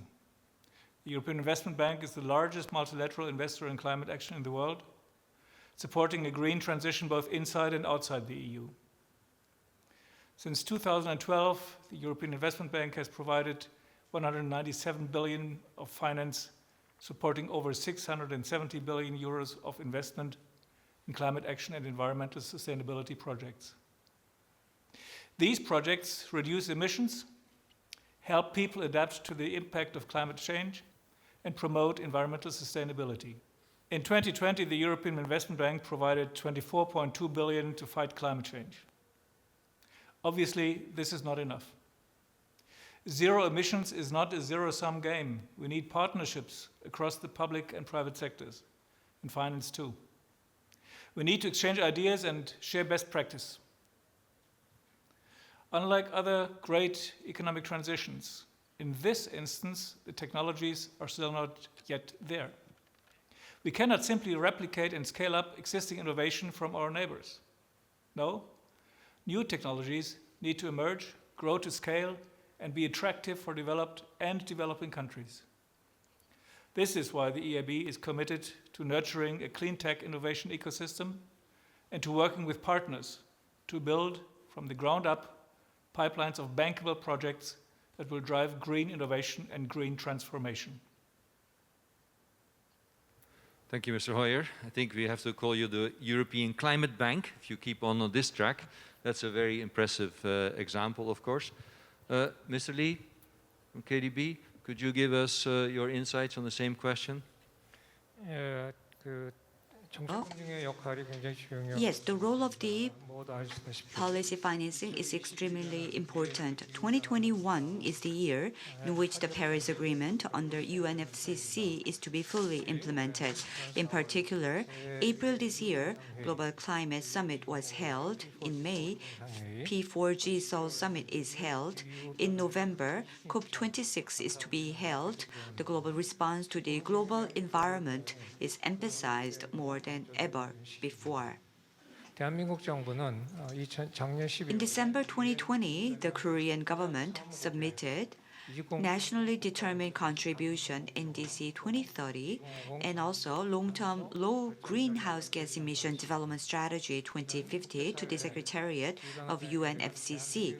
This demonstrates the will of Republic of Korea to the international community that is determined to take action on climate change. The Korean government is actively transitioning to low carbon economy in order to achieve GHG reduction target and implement its LEDs. The transition to a low-carbon economy is to change the overall economic and industrial structure. It takes much more capital input, patience, and time than nurturing a specific strategic industry. As massive patient capital is crucially needed, the role of policy finance is also critical. For example, in the case of offshore wind power generation in Europe, in the early stage of such projects, due to large-scale project cost and construction risk, it is known to be difficult to find private capital investment. However, European policy financial institutions such as GIB and EIB played a role of anchor investors attracting private capital and successfully leading offshore wind power generation project. Led by policy financial institution, the European offshore wind power generation project is positioned as the most representative sector where private companies and financial institutions jointly participate. In case of Korea, the green industries, including offshore wind power, hydrogen productions, and transportation, are faced with challenges such as immature market yet to be commercialized green technology, making it difficult for private capital to be invested. For areas where private sector finds it difficult to invest, high-risk assets such as subordinate debt can be provided. Private capital can be created, the market, and achieve innovation. That is true role to be played by financial institutions. For the transition to low-carbon economy, it is very important that policy financial institutions support industries that emit large amount of GHG in their carbon reduction effort. As the share of manufacturing industry high in Korea, financial support for low-carbon transition is critical. The KDB Carbon Finance Program product, recently launched by KDB, is providing financial support to low-carbon companies. While established verification system to check effect, this is expected to be standard model for carbon financing in Korea. KDB is promoting not only business development and financial support for low-carbon economic transition in Korea, but also climate change-related projects in developing countries. As the only UN Green Climate Fund accredited entity in Korea, KDB is promoting GHG mitigation and adaptation project in developing countries together with GCF. KDB will strive to achieve low carbon transition in Korea as well as in the global economic community based on our accumulated experience. Thank you, Mr. Lee, and thank you for mentioning indeed the active role of the Korean government. I was very impressed that there was a digital and Green New Deal, that the government committed to net zero, and that the president indeed committed to no longer fund coal internationally. Of course, we are expecting the president to still commit to a higher NDC later this year. So Minister Han and the president still have, I think, an important job to do. But first, I think my second question to you is, can you share a bit how KDB is fulfilling its role in driving the post-COVID green recovery, your contribution to the Green New Deal or carbon neutrality? Mr. Lee. Yes. 산업은행은 Responding to changes in the economic and financial environment over time, KDB is the most representative institutional bank in Korea, and we have played a leading role in supporting the Korean government industrial policy, meeting corporate financial needs and guiding innovative growth. To overcome economic crisis caused by the pandemic, KDB has been playing a role in supporting government policies. As in other countries, the COVID-19 pandemic profoundly affected the Korean economy, resulting in a decline in economic growth and employment. Just as the United States pursued a New Deal policy to overcome the Great Depression in the 1930s, in July 2020, the Korean government announced the Korean New Deal policy to overcome the economic crisis caused by the pandemic. This is national development strategy that focuses not only on relief and recovery to overcome the crisis, but also on reform to lead the global economy in the future. 녹색 산업 분야에 By investing around 58 trillion Korean won in green industry by 2025, Korean Green New Deal will create about 900,000 jobs and realize green recovery. As a way supporting the Korean Green New Deal policies and strengthening financial support necessary to build the essential infrastructure for the green economy, KDB implemented the Korean New Deal program for a national transformation in January 2021.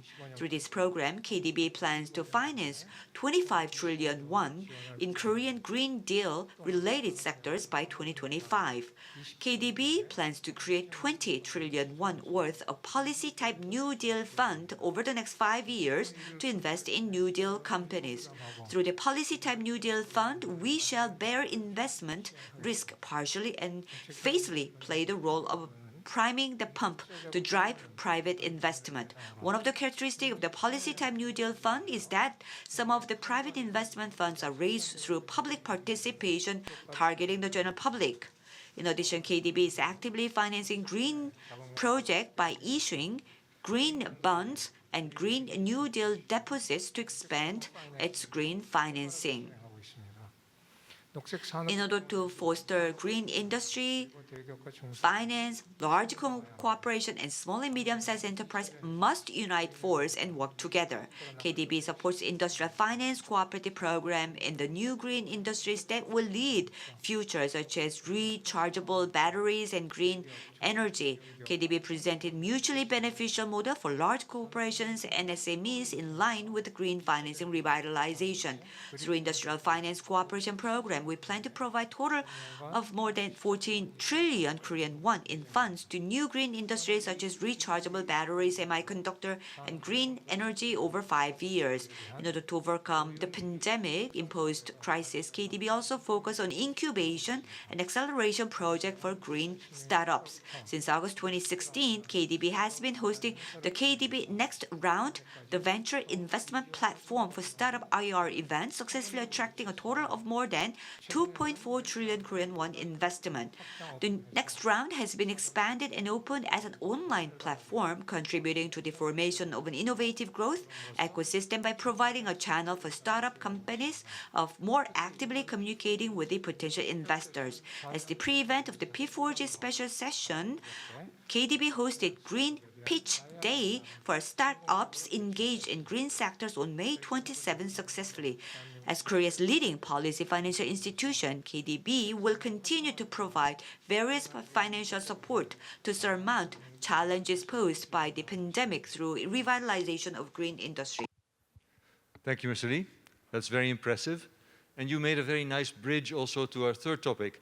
You mentioned that KDB is one of the accredited entities for the GCF, and you just talked about your work on techno innovation and supporting entrepreneurs. And I know that my own GGI is working with KDB to prepare a project for GCF, to have GCF and KDB work on techno innovation in developing countries as well. That's exactly the third and final topic of our panel discussion. And we'll turn back to Mr. Yannick Lemarec of GCF. And Yannick, following your presentation earlier on, could you maybe tell us a bit more about the challenges of transitioning to green finance that are obviously greater for developed and emerging economies than for countries like Korea? And what can be done to overcome these challenges, and what role can GCF play? Yannick. Thank you very much, Frank. I had the opportunity in my introductory remark to describe our overall approach. Please allow me to rebound on a comment from Ms. Chang and to further discuss the added challenge posed by the COVID-19 pandemic in order to foster climate change action in developing countries. The COVID-19 pandemic has brought us to a tipping point or a turning point in our fight against climate change. The way we recover from it will either entrench our dependence on fossil fuels or will enable us to accelerate effort toward the net zero emission economies. A first challenge that we have is that, as mentioned by Ms. Chang, so far only 18% of the economic stimulus measures to recover from the COVID-19 pandemic are green. And so based on this percentage, we are more going toward the tipping point than the turning point. The second challenge that we have is that developing countries do not have the fiscal space. They do not have the monetary space that G20 countries had to finance their green economic stimulus measures. They can definitely not use the printing press in order to come up with almost zero interest rate stimulus measures. On average, the developed countries have been able to finance 17 times more than developing countries' stimulus measures per capita. And so if we want to make sure that our recovery from the COVID-19 pandemic is a turning point, a key challenge that we have is to ensure that developing countries have access to long-term, affordable capital to finance their green climate resilient recovery measures. And so within our overall approach, what is GCF doing to try to live up to this challenge? We have adopted a four-pronged approach. First, we are supporting efforts of developing countries to integrate their climate change, their sustainable development, and their economic stimulus measures. And today is a great opportunity to do it because they are in the process of updating their NDCs for COP26. And we believe that through this integration, we could actually reduce the total investment requirement by up to 40% in some sectors and dramatically increase the development co-benefits. So that's the first prong. Second prong. Mr. Lee has spoken a lot about innovation, and I couldn't agree more. And it's not surprising that KDB and GCF with GCGI are actually talking together about it. We need innovations. As mentioned by the president of EIB, a big difference with former industrial revolution is that we do not have the technologies that we need yet. We have the policies, not the technologies. In 7 of the 10 key sectors, technologies are at the emergence phase only. We have only 3 sectors where they are mature. So we need innovation. We need technological innovation. We need still policy innovation. And today, with COVID-19, we need financial innovation too. We need financial innovation such as green bond that was mentioned by Mr. Lee, such as transition bonds, such as resilience bonds, such as green guarantees or debt for climate swap to enable developing countries to finance their green economic stimulus measures without increasing their debt burden. Third, here again, in line with what was mentioned by the European Investment Bank and Mr. Lee, we need to mobilize finance at scale. And we need to take not only the viewpoint of financiers, but also the viewpoints of entrepreneurs, both the supply and the demand side. And we need to mobilize finance at scale, and for that, we need to de-risk market-creating investment. We create a proof of concept. We create a successful commercial track record. And there's market-creating projects must also foster our recovery from the pandemic. We have to prioritize the type of climate investment with huge development co-benefits in developing countries. And I'm thinking about energy efficiency, climate-resilient agriculture, ecosystem restoration and protection that are extraordinary employment-rich. And fourth, speaking still about scale, because the window of opportunity is very small, we need to basically invest in domestic financial systems in developing countries, in domestic institutions, to enable them to adopt new pricing methodologies for assets and finance the widespread adoption of the innovations that will have been proven commercially viable. Thank you, Yannick. Well said. I think that already began a good wrap-up of the session. We are a bit over time, so we'll be very brief. But clearly, we've heard that what probably is the most interesting development in the last year, the large number of countries that have committed to carbon neutrality will need money to achieve this. And tonight we discussed what is happening around green finance. We have heard that there is a lot moving. And I think in countries like Europe, where they have an EIB that is making huge amounts of money available, countries like Korea that have NPS and KDB that can make resources available, I see a lot of progress to implement a Green New Deal and to move towards carbon neutrality. A key challenge is, as Yannick started out, money isn't yet flowing to green investments in developing countries. So we do have to follow the kind of recommendations he had to close that gap. For countries like Korea to play a leading role in Asia, to have other countries join the race to net zero. Countries like Indonesia and Vietnam that are key partners of Korea. For that, I think Korea's ODA probably would have to become a bit greener, and the parties in the green finance stakeholder group need to play an active role. Based on this panel discussion, I'm optimistic that that indeed will happen. So with that, I hope you agree with me that this was a fascinating discussion, and I hope you agree that we should thank all panelists with a warm round of applause. Thank you all.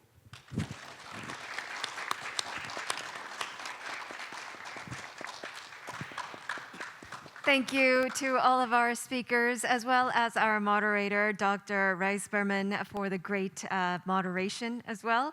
As you have heard, these panelists and moderator had discussed three main topics under the green finance and, of course, the role of finance. First of all, the global market for green investments. And then moving on, they also discussed the role of financial institutions in fostering as well as promoting green finance.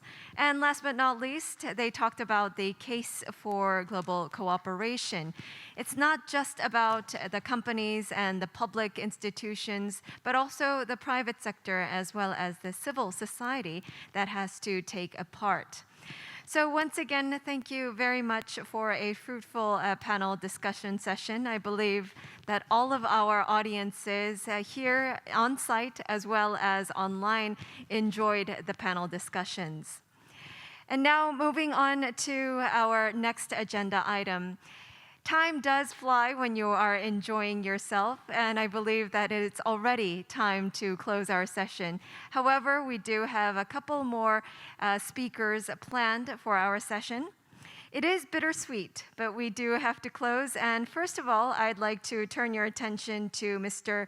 Luis Awazu Pereira da Silva, the Deputy General Manager for the Bank for International Settlements, who will also deliver some closing remarks. Please welcome him with a big round of applause on the screen. Good day, everyone. It's really a pleasure and an honor to be invited and to speak at the P4G 2021 summit in Seoul, Korea, about the role of finance in the green recovery. The role of finance is absolutely key. It's an ongoing task, and it requires three changes in paradigm. The first change is more coordination among financial sector actors. You need, of course, the private sector, banks, asset managers, insurance companies, but also you need the public sector, development banks, international financial institutions, and of course also the central banking community that is working together in the network for greening the financial system. Why do you need more coordination? Essentially because climate change is a complex event. It requires the action of multiple actors in society. There is no silver bullet that will solve alone this issue. And because of this complex nature, it requires that governments, treasuries, central banks, the private sector, civil society work in their respective areas of expertise and action towards a common goal. The second paradigm shift is more awareness of the urgency and of the specificity of climate change related risks. On the first item, systemic risk perception, we have at the BIS contributed with a new concept, the concept of green swan, to characterize what is climate risk. At the difference of the concept of black swan used during the global financial crisis, which is an event that is very rare, it's a tale of a distribution, we think that climate change is inevitable if we don't do anything. It's a green swan because it's an event or a set of events related to global warming that are bound to happen. The only unknown is how it is going to manifestate, when exactly it is going to manifestate, and which intensity. But we are obviously seeing a lot of related weather events that can be associated with global warming, the incidence of hurricanes, the higher frequency of wildfires, and so on and so forth. So with the concept of green swan, we are trying to convey the idea that there is essentially a new type of systemic risk that can affect societies, but of course can affect the financial sector in a very catastrophic way, and we better deal with it. The second element of awareness is about the urgency to act. We are running out of time. There is a limited budget beyond which, in terms of the total amount of greenhouse gas emissions that we put into the atmosphere, beyond which the tipping point of trespassing the 1.5, 2 degrees centigrades of average temperatures will be achieved. And without action, the capacity to control the set of events that will be in motion after we cross the tipping point will be probably very damageable to all societies, to mankind, with consequences that we can perhaps foresee in a sort of accelerated version of what happened to us with COVID-19. So the budget that we have, as the IPCC, the best scientists tell us today, is about 420 gigatons of equivalent CO2 of greenhouse gas emissions into the atmosphere.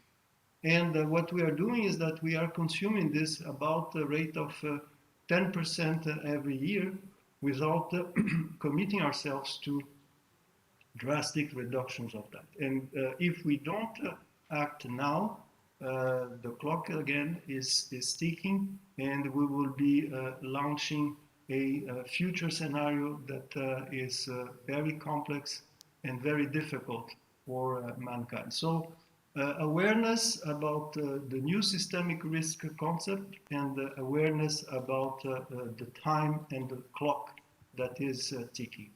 The third thing that is necessary in terms of shifts in paradigm is practical solutions that are needed. If we believe that indeed the best science is telling us that it's really time to act, well, there is a very important role for the financial sector in finding practical solutions to provide the resources for the transition, for the mitigation, and the adaptation to a net zero carbon economy. And the financial sector is indeed contributing to that. Now, how?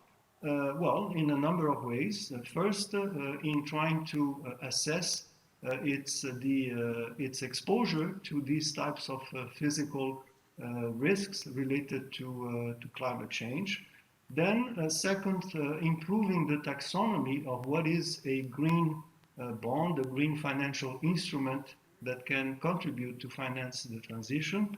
Third, in setting up, and this is the responsibility of supervisors, regulators, the regulatory direction to deal with these risks. What sort of measures in terms of prudential attitudes can we have to preserve the financial sector from these risks? The development of new financial instruments is important. What type of association between public sector and private sector can be constructed in order to help and contribute to finance the transition? The need for finance innovation, to finance research. We know that part of the solution lies in finding alternative sources of energy that are not fossil, and the engineers and the firms that are working on that require more resources. And last but not the least, the financial sector is working towards portfolio design, meaning that we have to provide a path to asset managers and also to banks and to holders of assets about what is a portfolio that is compatible with a net zero commitment that most of the governments are now taking on board. We have more than 100 governments committed to achieve net zero by a certain date, and therefore the financial sector will have to reflect upon what type of portfolio composition, asset composition is compatible with this path towards net zero, meaning that we need to achieve portfolios that evolve from the current level of relationship with average temperatures of 4 degrees towards portfolios that are compatible with 1.5 degrees, which means to think about a transition, a smooth transition, because we want this process to be conducted without triggering a financial crisis on its own. So these are difficult tasks, but they are not impossible. Moreover, they are absolutely needed. And finance can certainly contribute to make this transition a process where you have transparency, where you have participation, coordination with all the actors that I mentioned. It is a process that if we take it on board as we are doing now seriously, can be an expansionary process. There are many investment opportunities in order to achieve this transition, not in a contractionary way, but in an expansionary way with more productivity, with more green infrastructure, with more green investment, with more green research. This is, for example, a direction that is taken by the recent report of Nick Stern to the G7, asking for a significant level of investment in these green infrastructures in the future. This is also the direction that some recovery plans are taking in the US with the infrastructure plan, and also in the European Union with the new Green Deal, and also with many of the efforts that are undertaken in China and in Asia. Finally, last but not the least, it is important to think of this transition as having distributional challenge. We know that climate change affects poor countries first, and also affect poor households in rich countries first. So we need to think of a challenge in this transition to find the ways in which you will have this transition preserving social balance, preserving the poor households' income and employment in rich countries. So there needs to be a consideration for how we are going to have institutions, transfers, compensations that will enable middle-income countries, low-income countries to acquire the technology, to implement the technology, and to protect also the poorest segments in society in their own countries, but also in advanced economies where there could be also vulnerabilities. So these are not small challenges, but I think we need to be confident that with the knowledge that we have, with the technology that we can mobilize, and with the goodwill and the awareness that we have now, we can achieve that. Thank you very much. Thank you once again. Thank you. Thank you, Mr. Pereira da Silva, for your closing remarks. You mentioned that those are not easy challenges. No, they are not easy challenges at all. However, we are working together to find a solution for it. And you also mentioned that we needed a paradigm shift in 3 different areas. First, the global coordination from the public and private sectors. Then moving on to more awareness. And of course, last but not least, having practical solutions. Thank you very much. And last but not least, ladies and gentlemen, I would like to invite Minister Han Jung-hae of the Ministry of Environment of the Republic of Korea for her closing remarks. Please give her an extra big round of applause.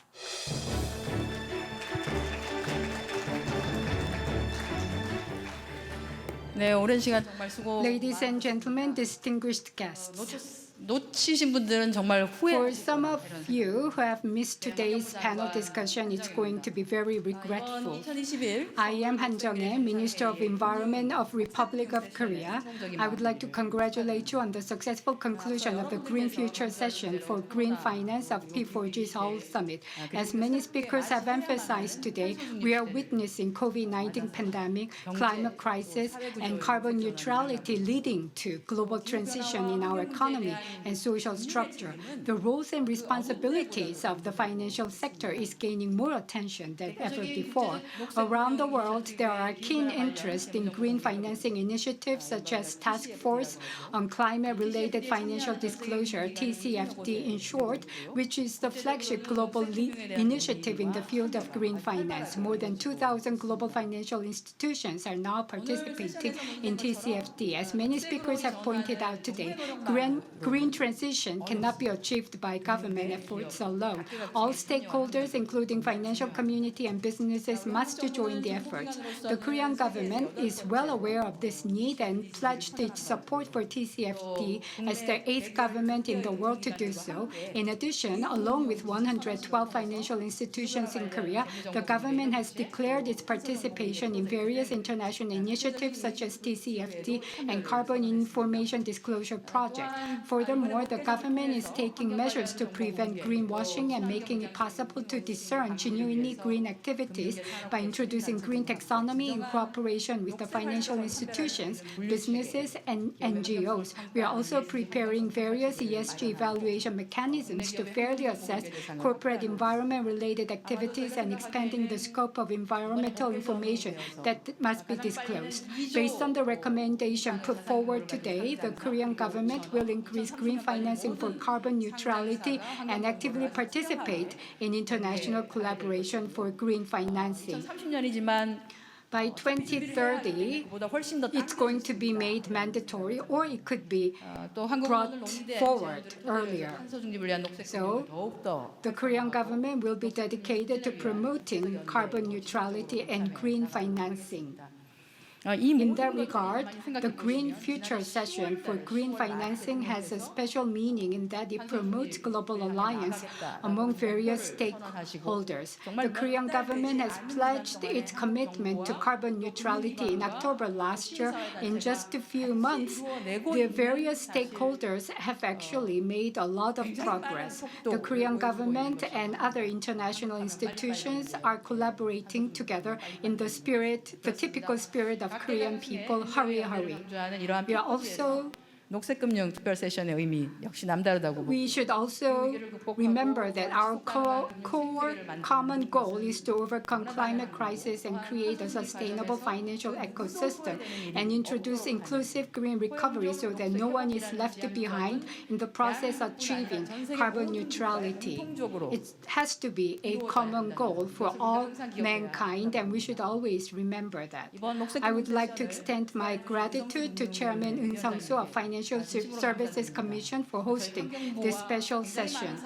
And FSC is actually jointly carrying out various projects with the Ministry of Environment, and FSC is a very reliable partner for our ministry. I would like to thank Executive Secretary Patricia Espinosa of UNFCCC, President Borgen Brende of WEC, Managing Director Magda Diop of IFC, Executive Director Yannick Lamarek of Green Climate Fund for their insightful presentation. Regarding the comments about carbon tax, the Korean government is going to introduce carbon trading system, and we are still seeing some opinions about carbon tax, and the government is carrying out research project so that we can have a proper relationship between the carbon tax and carbon emissions trading system, and we also need to prepare enough financial resources for green financing.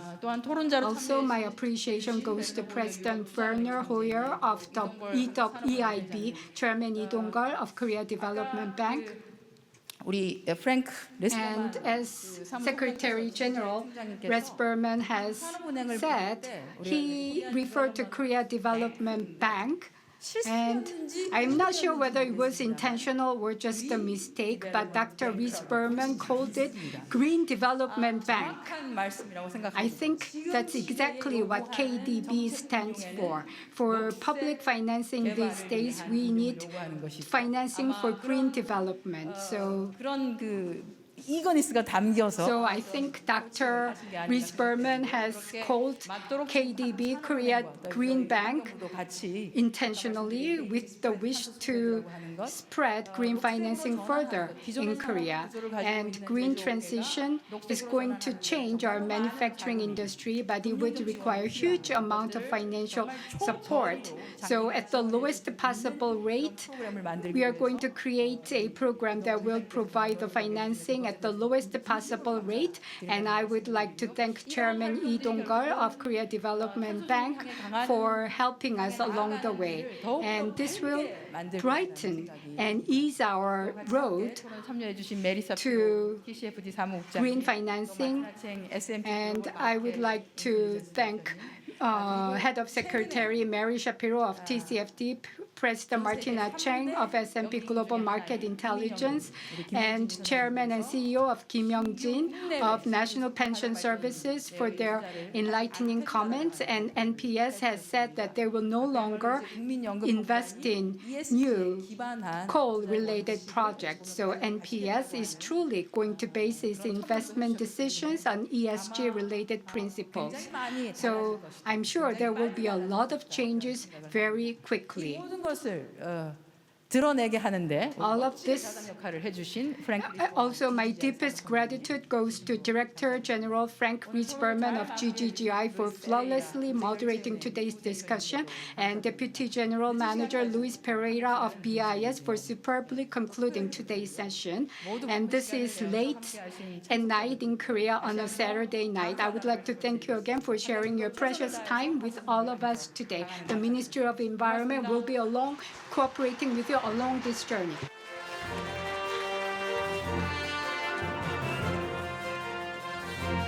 Thank you once again, Minister Han, for your great and sincere closing remarks. Thank you once again.